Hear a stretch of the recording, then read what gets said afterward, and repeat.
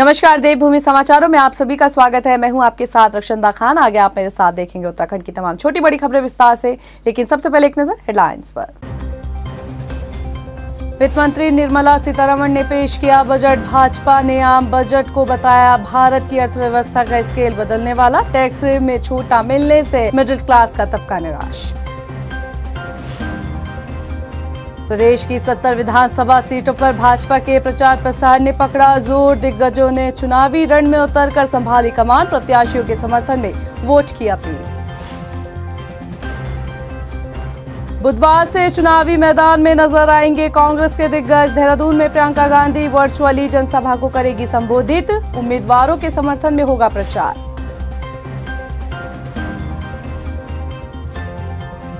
और बागियों पर गिरी गाज। कांग्रेस ने कई बागी नेताओं को दिखाया पार्टी से बाहर का रास्ता। 6 साल के लिए किया निष्कासित। हेडलाइंस के बाद बुलेटिन में खबरें विस्तार से। और बात सबसे पहले करते हैं बजट की। वित्त मंत्री निर्मला सीतारमण ने मंगलवार को सदन में बजट पेश किया और इस बजट में रोजगार, मकान, शिक्षा को लेकर कई बड़ी घोषणाएं की गई। हालांकि इस बार भी इनकम टैक्स स्लैब में कोई बदलाव नहीं किया गया। वित्त मंत्री ने इस बजट में युवाओं के लिए 60 लाख नौकरियां, अवसर तैयार करने का वादा किया है और इस बजट से आम जनता को काफी उम्मीदें थी। वहीं इस बजट के बाद व्यापारियों में भी मिली जुली प्रतिक्रिया सामने आ रही है। कई व्यापारियों ने इसे मायूसी भरा बजट बताया तो कई व्यापारियों ने इसकी तारीफ भी की है। मैं वही कह रहा था कि आपसे ना ये जो भी गवर्नमेंट। वहीं आम बजट पर हरियाणा के मुख्यमंत्री मनोहर लाल खट्टर ने कहा कि देश के लिए काफी सराहनीय बजट पेश किया गया है जिसमें हर तबके के लोगों का ध्यान रखा गया है। गरीब, किसान से लेकर मजदूर और छोटे व्यापारियों को इस बजट से बहुत लाभ मिलेगा। अभी अपने भाषण में सारी बात कही है कि बहुत ही एक अच्छा बजट, खास करके जो गरीब परिवार हैं, जो इस प्रकार के लक्षित जो हमारे परिवार हैं, गरीब यानी किसान हैं, गरीब हमारा मजदूर है, हमारा छोटा व्यापारी है, छोटा उद्योगपति है, खास करके स्टार्टअप्स हैं, इनके लिए बहुत सी योजनाएं बनाई गई हैं। वहीं बीजेपी प्रवक्ता सुरेश जोशी ने कहा कि अब राज्य आरबीआई से प्रदेश कर्ज लेने पर ब्याज नहीं देना होगा। खाद्य तेल सस्ता होने जा रहा है। ऑर्गेनिक खेती को बढ़ावा दिया गया है। इसके साथ ही उन्होंने कहा कि भारतमाला प्रोजेक्ट से उत्तराखंड को लाभ होगा। उधर कांग्रेस ने भी 2022-23 के बजट पर अपनी प्रतिक्रिया दी है। कांग्रेस का कहना है कि प्रदेश के हित में इस बजट में कुछ नहीं है। उत्तराखंड के युवाओं के लिए कुछ नहीं रखा गया है, किसानों के लिए भी कुछ नहीं है। आम बजट बिल्कुल निराशाजनक है। वर्ष 2022 और 23 का बजट आज संसद के पटल पर पेश किया गया है। उस बजट में बहुत महत्वपूर्ण चीजें जो जिससे उत्तराखंड के लिए भी है, जो बेनिफिट्स हैं, बहुत ऐसे विषय हैं कि जो रिलेटेड टू स्टेट उत्तराखंड है। जैसे आज गवर्नमेंट ने एक बहुत बड़ा काम किया है। देश की आजादी के बाद पहले ये काम हुआ है कि अब स्टेट्स जो आरबीआई से पैसा लेते हैं उसका जो भुगतान तो उनको करना है, लेकिन उस पर ब्याज नहीं देना है। ये बहुत बड़ा स्टेप है। इससे उत्तराखंड जैसा राज्य जो है अपनी प्रगति जब करेगा आगे के लिए, उसको बहुत बड़ा बेनिफिट होगा। विदाउट इंटरेस्ट राज्य को पैसा मिलेगा। साथियों, आज देश का आम बजट संसद में पेश किया गया। उस आम बजट की कुछ बातें लेकर मैं आपके समक्ष उपस्थित हुआ हूं। उस आम बजट में उत्तराखंड के युवा का प्रश्न का कोई उत्तर नहीं था। उस आम बजट के अंदर उत्तराखंड में महंगाई के प्रश्न का कोई उत्तर नहीं था। उस आम बजट में उत्तराखंड में किसानों के साथ जो नाइंसाफी हुई उसका कोई उत्तर नहीं था। आज से भाजपा चुनाव अभियान को तेज कर चुकी है। बता दें, महाअभियान की शुरुआत हो चुकी है। प्रदेश की सभी 70 विधानसभा सीटों पर भाजपा ने प्रचार प्रसार तेज कर दिया है। राजपुर रोड विधानसभा के चुनाव प्रचार प्रसार अभियान में मुख्यमंत्री पुष्कर सिंह धामी और प्रदेश अध्यक्ष मदन कौशिक मौजूद रहे और भाजपा प्रत्याशी के समर्थन में प्रचार किया। तो वहीं हिमाचल के मुख्यमंत्री जयराम ठाकुर ने विकासनगर विधानसभा पहुंचकर जनसभा को संबोधित किया और भाजपा प्रत्याशियों के समर्थन में जनता से से वोट की अपील की। इसके साथ ही सीएम जयराम ठाकुर ने डोर टू डोर प्रचार कर जनता से संपर्क भी साधा। आज देखिए, भारतीय जनता पार्टी के द्वारा प्रदेश अध्यक्ष और माननीय मुख्यमंत्री जी के द्वारा आज चुनाव अभियान का शुभारंभ किया गया और इस 70 की 70 विधानसभाओं में एक ही समय पे किया गया है। और आने वाला जो 14 तारीख का दिन होगा उसमें भारतीय जनता पार्टी को के पक्ष में मतदान यहाँ की उत्तराखंड की जनता करेगी। और मुझे लगता है कि जो 10 मार्च को रिजल्ट आएगा वो 60 पार हम आएंगे, ये मैं कहना चाहता हूँ। जिस प्रकार का लोगों का उत्साह है, जिस प्रकार का लोगों का समर्थन है, पूरे प्रदेश की जनता नरेंद्र मोदी जी को आशीर्वाद दे रही है, हम लोगों को अपना समर्थन दे रही है और कहीं कोई संशय नहीं है, पूरी तरह से प्रचंड बहुमत की सरकार भारतीय जनता पार्टी की बनने जा रही है। भाजपा के मुख्य प्रवक्ता सुरेश जोशी ने कहा कि उत्तराखंड में सभी 70 विधानसभा सीटों पर बीजेपी का चुनावी अभियान शुरू हो गया है। मंडल मोर्चा और पदाधिकारियों से लेकर पन्ना प्रमुख भी चुनावी मैदान में डट गए हैं। टेलीफोन कॉन्फ्रेंस के जरिए भी अब भाजपा मतदाताओं से संपर्क करने में जुट गई है। 80 लाख मतदाता तक पहुंचने का प्रयास किया जा रहा है। इस समय प्रदेश के अंदर 70 की 70 विधानसभाओं में हमारे जो एलईडी रथ हैं वो प्रचार और प्रसार के काम पे लगे हुए हैं और उसके साथ साथ ही जो 11,500 पोलिंग बूथ हैं उन पोलिंग बूथों में पन्ना प्रमुख से लेकर बूथ प्रभारी तक 24 आवर्स के, एक तरह से मैं कह सकता हूं जिस तरह से आपका चैनल चलता है 24/7, उसी तरह हमारे जो कार्यकर्ता हैं पन्ना प्रमुख के रूप में और बूथ प्रभारी के रूप में वो हर बूथ पे काम कर रहे हैं। प्रदेश में लगभग जो 11,500 बूथ हैं, एक एक बूथ पे काम हो रहा है। हल्द्वानी पहुंचे हरियाणा के मुख्यमंत्री मनोहर लाल खट्टर का भाजपा कार्यकर्ताओं और पदाधिकारियों ने जोरदार स्वागत किया। इस दौरान मनोहर लाल खट्टर ने भाजपा प्रत्याशी जोगेंद्र रौतेला के समर्थन में जनसभा को संबोधित किया। इसके बाद मनोहर लाल खट्टर ने प्रदेश की सबसे हॉट सीट बनी लालकुआं विधानसभा में डोर टू डोर जनसंपर्क किया। मनोहर लाल खट्टर ने गोलजियो देवता को प्रणाम कर देवभूमि को नमन करते हुए अपना संबोधन शुरू किया। इस दौरान उन्होंने कहा कि उत्तराखंड में दोबारा से भाजपा की सरकार बनने जा रही है क्योंकि प्रधानमंत्री का उत्तराखंड से विशेष लगाव है और मुख्यमंत्री पुष्कर सिंह धामी ने भी राज्य का बहुत विकास किया है। इस कार्यक्रम में हमारे अधिकांश कार्यकर्ता शामिल हुए हैं क्योंकि कोविड के कारण से बड़ी संख्या में सभाएं इसकी अनुमति नहीं है, लेकिन छोटी सभाएं करके सभी जगह 70 जगह पर ये कार्यक्रम किए गए हैं। आज इस सिरगणेश करने के साथ ही हमने आह्वान किया है कि सब जितने भी नागरिक हैं उत्तराखंड के, इनको भारतीय जनता पार्टी के फेवर में उनके लिए वोट डालने के लिए वो सब प्रेरित करें। जसपुर से बीजेपी प्रत्याशी डॉक्टर शैलेंद्र मोहन सिंगल के समर्थन में प्रचार प्रसार करने पहुंचे रक्षा राज्य मंत्री अजय भट्ट ने जनसभा को संबोधित किया। इस दौरान केंद्र व राज्य सरकार की उपलब्धियों को जनता के सामने रख और बीजेपी प्रत्याशी के पक्ष में वोट करने की अपील की गई। सेवा का संकल्प लेकर वो जहाँ एक चिकित्सक हैं, उन्होंने जनता की सेवा डोर टू डोर जाकर करने का संकल्प लिया है और उनका एक बहुत अच्छा प्रभाव यहाँ की जनता में है। सब लोग उनको बहुत अच्छा भी मानते हैं। जनता की सेवा वो चिकित्सक के रूप में भी कर चुके हैं, 3 बार यहाँ के विधायक रह के भी कर चुके हैं। उससे साफ जाहिर हो रहा है कि डॉक्टर सिंगल को इस बार यहाँ की जनता ने 4थी बार विधानसभा में भेजने का मन बना लिया है। कांग्रेस ने अपने चुनावी दफ्तरों में सीडीएस रहे बिपिन रावत की तस्वीरें लगाने का ऐलान किया है और इस ऐलान के बाद से अब जहां एक और बीजेपी हमलावर है तो वहीं सैन्य योद्धाओं के पराक्रम के राजनीतिक इस्तेमाल पर भी सवाल उठ रहे हैं। सवाल ये भी है कि कहीं कांग्रेस ने बीजेपी का एक चुनावी मुद्दा तो नहीं छीन लिया। एक रिपोर्ट। क्या देश के पहले सीडीएस बिपिन रावत इस देश में वोटों की गारंटी हैं? क्या बिपिन रावत की तस्वीरें और कटआउट ये तय करते हैं कि चुनाव में जीत किसकी होगी? क्या सीडीएस की तस्वीर भी चुनावी दफ्तरों से लगाए चुनावी रैलियों के भाषणों में शामिल करना जरूरी है?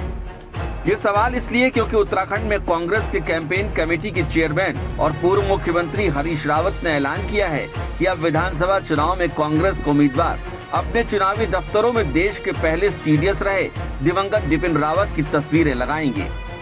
यही नहीं, आर्मी चीफ रहे जनरल बीसी जोशी और अन्य पराक्रमी शहीदों की तस्वीरें भी कांग्रेस के चुनावी दफ्तरों में लगाई जाएंगी। सेना का पराक्रम और जवान की शहादत का जो दर्जा इस देश में है, वो दर्जा कभी भी उसे चुनावी मैदान में नहीं लाता। लेकिन मसला जब विकास चिल्लाने से भी हल न हो, तो सेना के शौर्य का जिक्र वोटों की राजनीति के लिए करना जरूरी हो जाता है। और लगता है कि अब कांग्रेस ने इसी जरूरत को भुनाने की तैयारी कर ली है। फिर एक ऐसे राज्य में जहां हर तीसरे घर से एक शख्स सेना में शामिल होकर सीमाओं की सुरक्षा में अपना सर्वस्व बलिदान देने के लिए तैयार रहता हो, ऐसे राज्य में सेना का शौर्य वोटों की गारंटी की एक और कदम तो माना ही जा सकता है। कांग्रेस का शहीदों की तस्वीरों वाला प्लान बीजेपी के लिए भी कोई कम बड़ी मुसीबत नहीं है। हालांकि कांग्रेस ने इस प्लान का इशारा देहरादून में हुई राहुल गांधी की रैली में ही कर दिया था, जब बिपिन रावत के बड़े बड़े कटआउट लगाए गए थे। कांग्रेस के सियासी प्लान के इशारों को समझने में चूंकि बीजेपी के हाथ से न सिर्फ एक मसला चला गया, बल्कि उसकी रवायती पॉलिटिकल प्लानिंग पर भी पानी फिरता नजर आ रहा है। या यूं कहिए कि बिपिन रावत के प्रति श्रद्धाभाव दिखाने में कांग्रेस आगे निकल गई और बीजेपी पिछड़ गई। हालांकि पिछड़ने के बाद अब बीजेपी के नेता कांग्रेस के शहीदों के प्रति सम्मान पर ही सवाल उठा रहे हैं। देखिए, जब वो जिंदा थे तो उनको सभी लोगों ने देखा। आज वो एक केवल ढोंग कर रहे हैं और आज चुनाव को नजदीक देखकर उनके फोटो लगाकर राजनीतिक लाभ लेने का काम कर रहे हैं। उत्तराखंड की जनता भली भांति जानती है, जिन्होंने जनरल रावत को गली का गुंडा कहा, यहाँ की जनता उनको कतई माफ नहीं करेगी और इनके ढोंग में नहीं आएगी राष्ट्रवादी सरकार। मसूरी में सबसे ज्यादा काम किसने किया? गणेश जोशी साहब। अब आपको एक और वीडियो दिखाते हैं। ये वीडियो मसूरी विधानसभा से बीजेपी को उम्मीदवार गणेश जोशी के वोट मांगने के लिए सोशल मीडिया पर वायरल हो रहा है। इस वीडियो में उरी द सर्जिकल स्ट्राइक नाम की एक फिल्म के एक दृश्य पर डबिंग कर उसमें सेना के जवानों के मुंह से गणेश जोशी का नाम कहलवाया जा रहा है। किसने किया? गणेश जोशी साहब। इस बार जीत के कौन आने वाला है? गणेश जोशी साहब। कौन जीतेगा? गणेश जोशी। कौन जीतेगा? गणेश जोशी। कौन जीतेगा? गणेश जोशी। बिल्कुल। ये वीडियो किसने बनाया, किसने सोशल मीडिया पर डाला, ये तो कहना मुश्किल है, लेकिन इससे फायदा किसको होगा ये सबको पता है। आपने ये वीडियो जारी किया है जिसमें सेना के जवान खड़े होकर गणेश जोशी की जिंदाबाद के नारे लगा रहे हैं, यानी कि सेना के शौर्य और पराक्रम को आप अपनी वोट की उगाही के लिए, अपनी गंदी राजनीति के लिए इस्तेमाल करने का प्रयास कर रहे हैं, जिसके लिए ना यहाँ देश के सैनिक ना प्रदेश के सैनिकों के परिवार आपको कभी क्षमा करेंगे। फिर देश की राजनीति में सेना और सेना के पराक्रम की एंट्री और उसका राजनीतिक फायदे के लिए इस्तेमाल इतना जरूरी है कि नेता ये बताना भी नहीं भूलते कि सेना का सही सम्मान उनकी ही पार्टी करती है और उनकी ही पार्टी सैन्य धाम का निर्माण भी करवा रही है। वो वन रैंक वन पेंशन के साथ साथ उत्तराखंड को सैन्य धाम, उत्तराखंड में सैन्य धाम की स्थापना कोई सोच भी नहीं सकता था, कभी किसी ने बोला भी नहीं होगा। कांग्रेस बिपिन रावत की तस्वीर लगाए तो बीजेपी सवाल उठाए, बीजेपी सैन्य धाम बनवाए तो उसे गिनवाए। सेना और सेना के पराक्रम की यही पॉलिटिकल ब्रांडिंग इस देश में राजनीति कहलाए। Bureau report, time TV. Congress के चुनावी कार्यक्रम को धार देने के लिए पार्टी महासचिव प्रियंका गांधी बुधवार को देहरादून आ रही हैं। देहरादून से प्रियंका गांधी प्रदेश की सभी 70 विधानसभाओं को वर्चुअली संबोधित करती नजर आएंगी। प्रियंका के उत्तराखंड दौरे को लेकर कांग्रेस उत्साहित नजर आ रही है। उधर भाजपा की माने तो इस चुनावी समय में नेताओं के आने का क्रम लगातार जारी है। भाजपा महामंत्री कुलदीप कुमार ने कहा कि कांग्रेस से कोई भी आए इसका कोई फर्क पड़ने वाला नहीं है।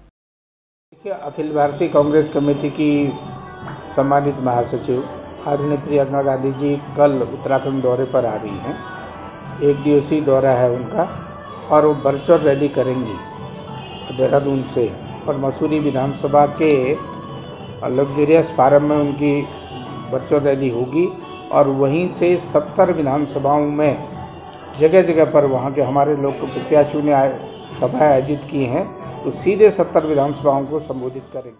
देखिए, बीजेपी हो चाहे कांग्रेस हो, सभी के बड़े नेता उत्तराखंड के आने वाले हैं, उत्तराखंड में आने वाले हैं, क्योंकि चुनावी समय है लेकिन उत्तराखंड की जनता ये समझती है कि उत्तराखंड की चिंता किसने की है, उत्तराखंड में विकास की चिंता किसने की है, उत्तराखंड के युवाओं की चिंता किसने की है। और डबल इंजन की सरकार ने जो उत्तराखंड के अंदर विकास किया है, इसको अगर इसी प्रकार से आगे बढ़ाना है तो इसकी चिंता कौन करेगा, ये समझते हैं। कांग्रेस के कई लीडर यहाँ पर आएंगे, उनका कोई भी प्रभाव उत्तराखंड के अंदर नहीं पड़ेगा। वहीं गदरपुर विधानसभा से भाजपा की स्टार प्रचारक और सह प्रभारी लॉकेट चटर्जी ने कैबिनेट मंत्री और गदरपुर विधानसभा के प्रत्याशी अरविंद पांडे के लिए समर्थन जुटाया और भाजपा के लिए 60 पार का नारा दिया। बता दें, गदरपुर विधानसभा बंगाली बहुल क्षेत्र है। ऐसे में भाजपा ने लॉकेट चटर्जी को चुनावी मैदान में उतारकर बंगाली समाज को लुभाने की कोशिश की है। क्षेत्र में अरविंद पांडे जी ने काम किया, बहुत सारा बंगाली का मन भी जीत लिया है, बंगाली समाज का भी मन जीत लिया है और बंगाली समाज नरेंद्र मोदी जी के साथ में है, अरविंद पांडे जी के साथ में है। इस बार हम लोग एक ही नारा लगाया था, इस बार 60 पार। आप लोग देख लीजिए, इस बार लास्ट चुनाव में जो 57 आए थे, इससे ज़्यादा ही होगा। बागियों के खिलाफ अब पार्टियों ने एक्शन लेना शुरू कर दिया है। कांग्रेस ने बागी नेताओं पर अनुशासनहीनता के चलते कई नेताओं को पार्टियों से 6 साल के लिए निष्कासित कर दिया है, जिसमें रामनगर से पूर्व ब्लॉक प्रमुख संजय नेगी, कालाडूंगी से संध्या डालाकोटी और उसके साथ ही रुद्रप्रयाग से पूर्व विधायक मातवर सिंह कंडारी और यमुनोत्री से प्रदेश कांग्रेस ओबीसी प्रकोष्ठ के अध्यक्ष संजय डोभाल को निष्कासित किया गया है। उम्मीदवार लड़ रहे हैं, उनमें से बहुत से लोगों को समझाने का प्रयास किया, वो समझे भी, माने। हमारे वरिष्ठ नेताओं ने कोशिश की और जो लोग नहीं माने हैं, जिन्होंने पार्टी निर्देशों का उल्लंघन किया है और पार्टी में अनुशासनहीनता की है, उन लोगों को 6 साल के लिए निष्कासित किया है। वहीं बागियों पर लिए गए एक्शन पर कांग्रेस प्रदेश प्रवक्ता गरिमा महार दसौनी ने बड़ा बयान दिया है। उन्होंने कहा कि जो पार्टी का साथ नहीं देंगे, उन्हें इसका खामियाजा भुगतना पड़ेगा। इस चुनाव महासंग्राम में कांग्रेस को कमजोर कर रहे लोगों की जरूरत पार्टी को नहीं है, इसलिए पार्टी ने उन्हें बाहर का रास्ता दिखाया है।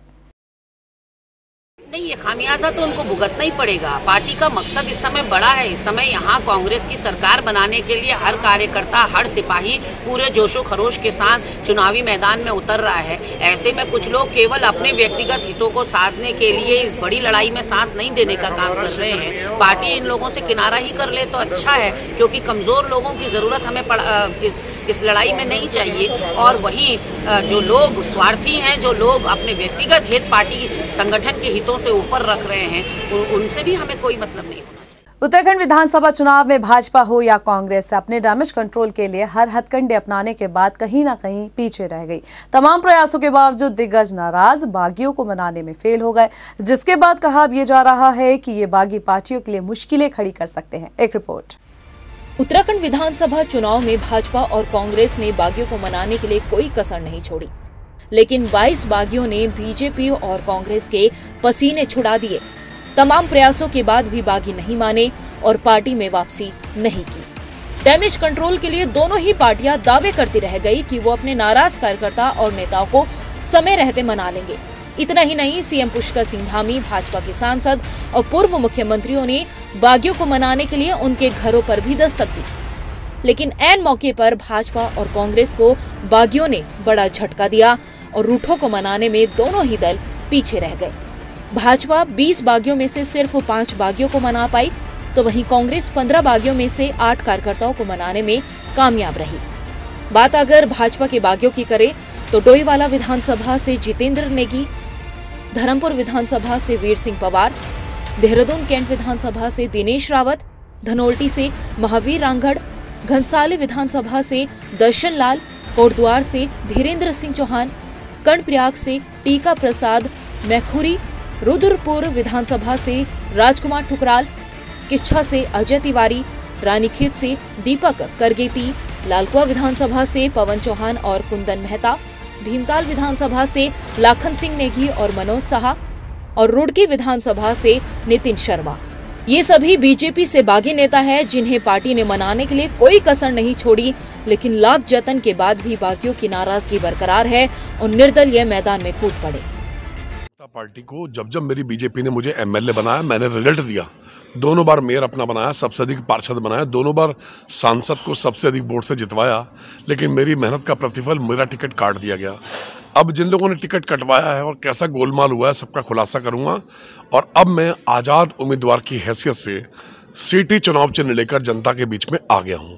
और निश्चित रूप से आप देखिएगा, ये निर्दलीय प्रत्याशी के रूप में आपका भाई राजकुमार ठुकराल विधानसभा में अवश्य पहुंचेगा। वही बात अगर कांग्रेस के बागियों की करें तो घनसाली से भीमलाल आर्य, यमुनोत्री विधानसभा से संजय डोभाल, रुद्रप्रयाग विधानसभा से मातबर सिंह कंडारी, लालकुआ विधानसभा से संध्या डालाकोटी, बागेश्वर से बालकृष्ण और भैरवनाथ, रामनगर विधानसभा से संजय नेगी। ये तमाम बागी कांग्रेस के हैं। तमाम कोशिशों के बाद कांग्रेस भी अपने बागियों को नहीं मना पाई। कई नेताओं ने निर्दलीय ताल ठोककर मैदान में उतर भी चुके हैं। लालकुआ विधानसभा से दावेदारी कर रखी है और आज मुझे अपना चुनाव निशान भी मिल चुका है। और वो चुनाव निशान भी गैस का चूल्हा है और मैं खुद एक गृहिणी हूँ। और सुबह की शुरुआत जो गृहिणी करती है तो रसोई से करती है और वो उसका प्रतीक होता है। तो उसका हर एक, उस चूल्हे की हर एक लौ महिला की एकता, अखंडता और नारी शक्ति का जो सम्मान है उसको जरूर ललकाएगी। इन बागियों ने भले ही निर्दलीय ताल ठोक दी हो, लेकिन इनकी वजह से बीजेपी और कांग्रेस को कई सीटों पर मुश्किलों का सामना भी करना पड़ सकता है। अब देखना यह होगा कि भाजपा और कांग्रेस पार्टियों में आई दरार को किस तरह से भरने का काम करती है। टाइम टीवी के लिए रुद्रपुर से गौतम सरकार और लालकुआ से सचिन गुप्ता के साथ ब्यूरो रिपोर्ट। रुड़की विधानसभा से भाजपा के बागी नेता नितिन शर्मा ने निर्दलीय चुनाव में उतरने का फैसला लिया। चुनाव आयोग की तरफ से नितिन शर्मा को हेलीकॉप्टर चुनाव चिन्ह दिया गया है। नितिन शर्मा का कहना है कि क्षेत्र की जनता अपने हित के लिए बदलाव चाहती है, भ्रष्टाचार नहीं। मैं अफवाह चल रही थी कि नितिन शर्मा चुनाव नहीं लड़ रहा है या किसी के समर्थन में बैठ रहा है, तो उनको विराम देने के लिए रुड़की की सम्मानित जनता ने हमको खड़ा किया है।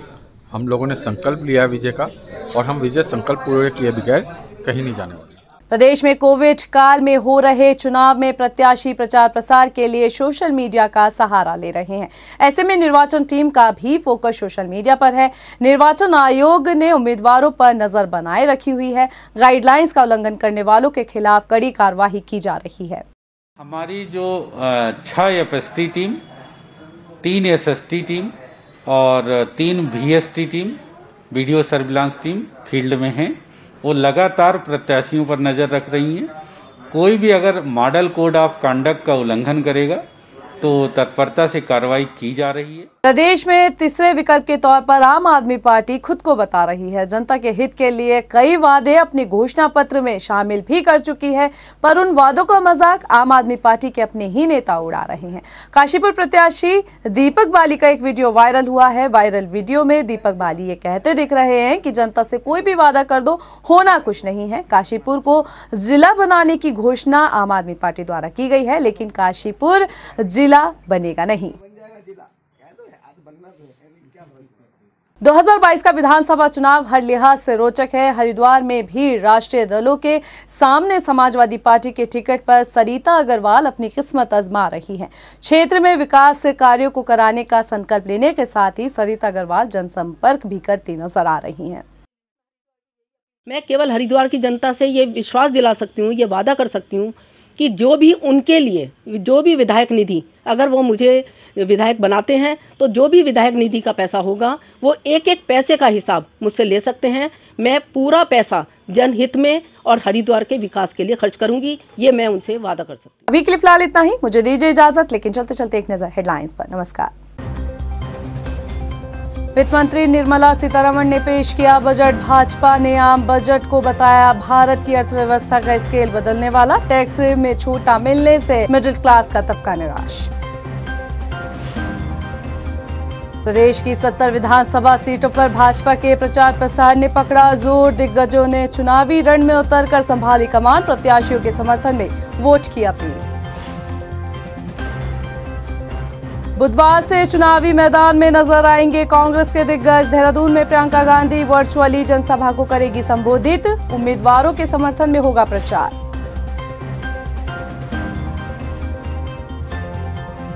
और बागियों पर गिरी गाज। कांग्रेस ने कई बागी नेताओं को दिखाया पार्टी से बाहर का रास्ता। 6 साल के लिए किया निष्कासित।